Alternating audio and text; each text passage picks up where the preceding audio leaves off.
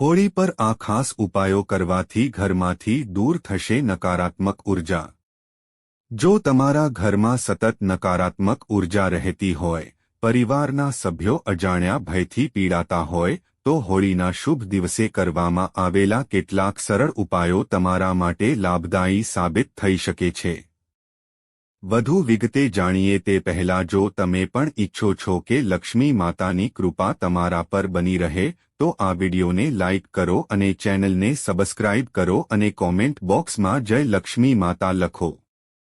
હોળી ફક્ત રંગોનો તહેવાર નથી, પણ સકારાત્મક ઉર્જાને વધારવાનો અને નકારાત્મકતા દૂર કરવાનો મહત્વપૂર્ણ પ્રસંગ માનવામાં આવે છે।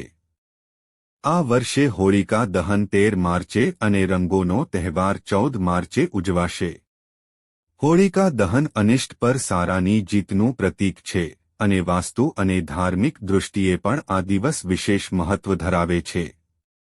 આ દિવસે કરાયેલા ઉપાયો ઘરના વાતાવરણને શાંત અને સુખદ બનાવી શકે છે।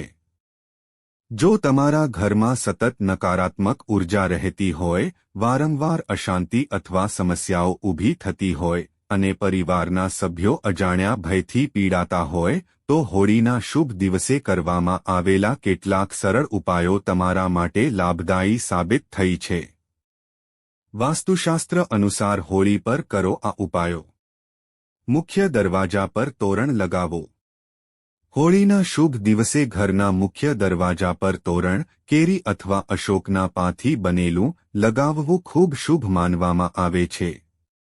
આ ઉપાય નકારાત્મક ઉર્જાને ઘરમાં પ્રવેશતા રોકે છે અને વાતાવરણને શુદ્ધ અને સકારાત્મક બનાવે છે।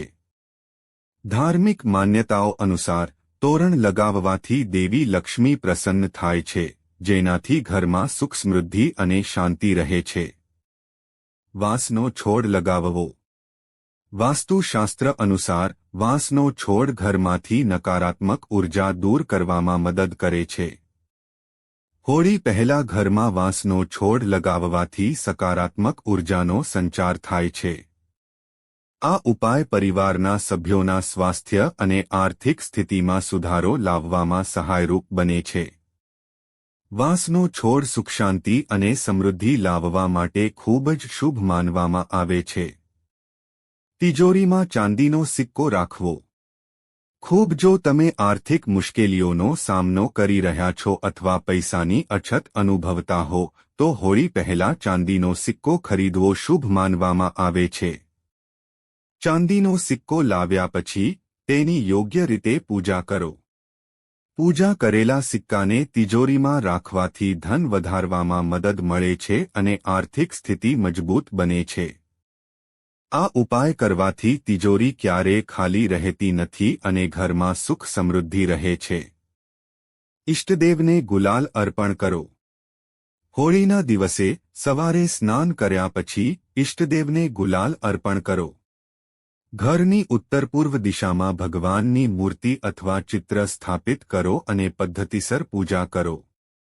આ ઉપાય ગ્રહ દોષોને શાંત કરવા અને વાસ્તુ દોષના નકારાત્મક પ્રભાવોને દૂર કરવામાં મદદરૂપ થાય છે। આ રીતે કરેલી પૂજા ઘરમાં શાંતિ, સકારાત્મક ઉર્જા અને સમૃદ્ધિ લાવે છે। મિત્રો, જો તમને વિડિયો પસંદ આવ્યો હોય તો લાઇક કરો અને સબસ્ક્રાઇબ કરો અને બાજુમાં આપેલા બેલ આઇકન પ્રેસ કરીને ઓલ પર પ્રેસ કરજો જેથી તમને વિડિયોની નોટિફિકેશન સૌથી પહેલા મળતી રહે। અને વિડિયો છેલ્લે સુધી જોવા બદલ આપ સૌનો આભાર।